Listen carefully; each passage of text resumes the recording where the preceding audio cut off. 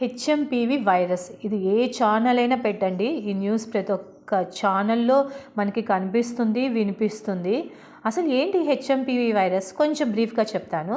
యాక్చువల్గా మనకి 2020లో కరోనా వచ్చింది, అది అందరికీ తెలిసిందే. తర్వాత 2021లో కూడా వచ్చింది సెకండ్ వేవ్, థర్డ్ వేవ్ అనేసి 3 వేవ్స్ వచ్చేసాయి. తర్వాత రీసెంట్గా మళ్ళీ ఇప్పుడు ప్రెజెంట్ హెచ్ఎంపీవీ వైరస్ అని అన్నారు. ఇది మరి పిల్లలకి ఇమ్యూనిటీ పవర్ ఎక్కువ ఉండాలి, రెసిస్టెన్స్ పవర్ ఎక్కువ ఉండాలి. కాబట్టి మరి అంటే ఈ క్లైమేట్కి చాలామంది పిల్లలకి వస్తుంటాయి వర్షాలు, జ్వరాలు, దగ్గు, అది మామూలే. కొంచెం ఎక్కువ హెవీగా ఉంటే హాస్పిటల్స్కి వెళ్ళండి పిల్లల్ని పిలుచుకొని. మెయిన్గా పేరెంట్స్ ఏంటంటే తెలుసుకోవాల్సింది, ఇది పిల్లలకి వచ్చింది కానీ మెయిన్ టెన్షన్ పడొద్దండి.